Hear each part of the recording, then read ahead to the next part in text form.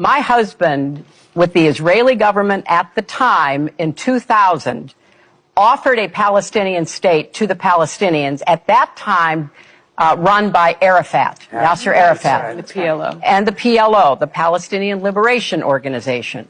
Arafat turned that down. There would have been a Palestinian state now for 23 years if he had not walked away from it.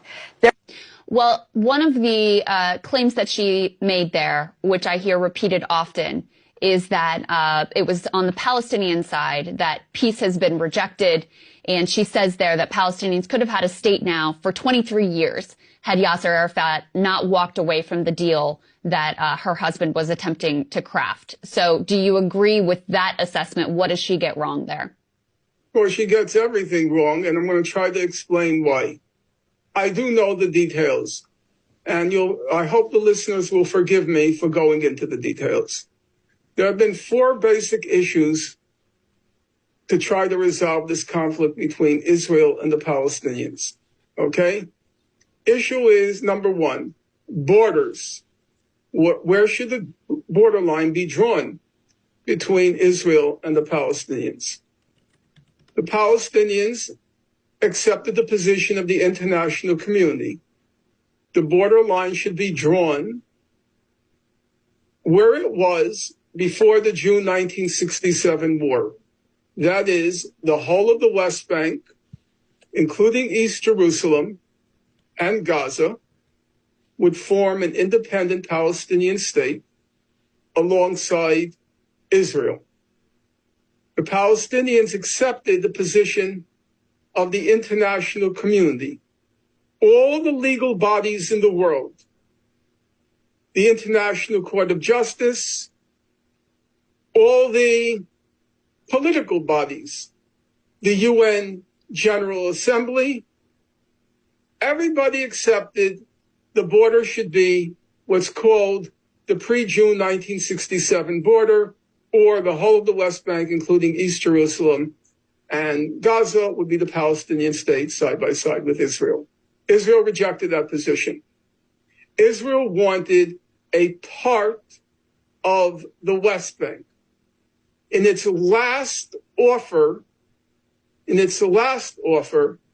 it wanted approximately 8% of the West Bank. So it rejected the international community's position. Number 2, under international law, East Jerusalem belonged to the Palestinian state because under international law, it's inadmissible to acquire territory by war. Israel acquired the East Jerusalem, the West Bank, and Gaza in the course of the 1967 war. It had no legal title to East Jerusalem, the West Bank, and Gaza. Israel rejected that position of the international community. It said it wanted parts of East Jerusalem. Number 3, there's the question of the settlements that Israel has built in the occupied Palestinian territories. Approximately now 700,000 settlers, illegal settlers under international law in the West Bank. All of those settlers are illegally in the West Bank. Right now, as we speak, engaging in a low level, at this point, ethnic cleansing in the West Bank. Israel wanted to keep under its sovereignty approximately 80% of those settlers. And finally, there's the question of the Palestinian refugees and their descendants since 1948. Israel said that it would not allow any of those refugees to return under what's called the right of return, the international law, which says refugees have the right to return to their homes after the cessation of hostilities. Israel said no.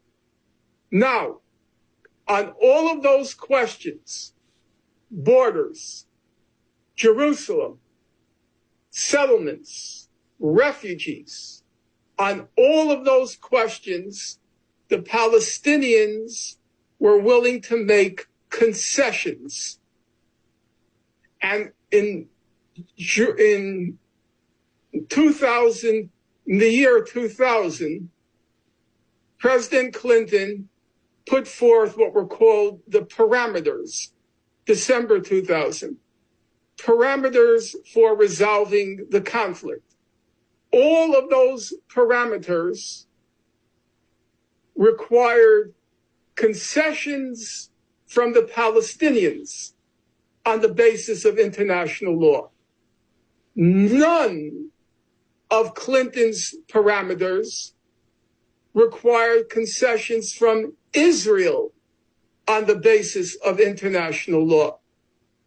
Now, I want the listeners to hear the bottom line.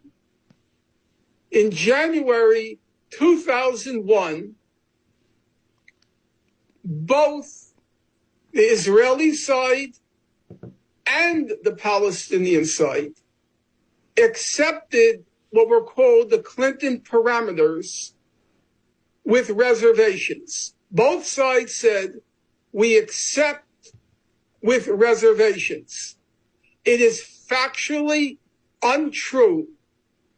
President Clinton, who's an extremely smart guy with a voracious intellectual appetite, he's unfortunately also an exceptional liar.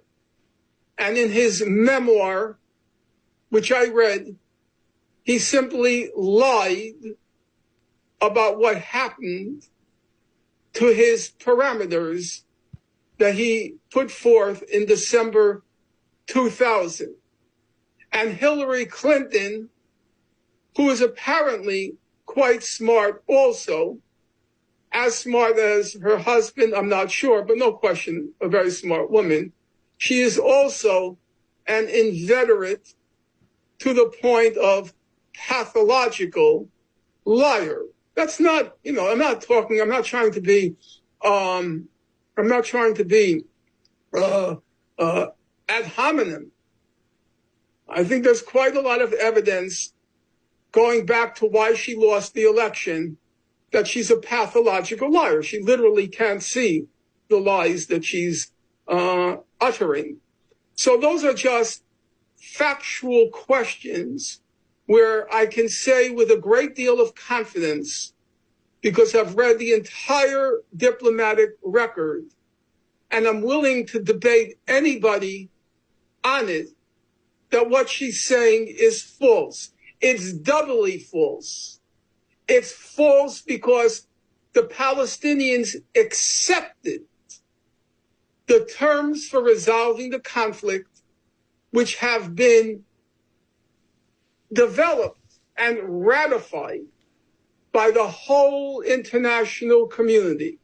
Just to give you one example, every single year, the United Nations General Assembly passes a resolution called Peaceful Settlement of the Palestine Question. And every year, it lays out the terms which I just described.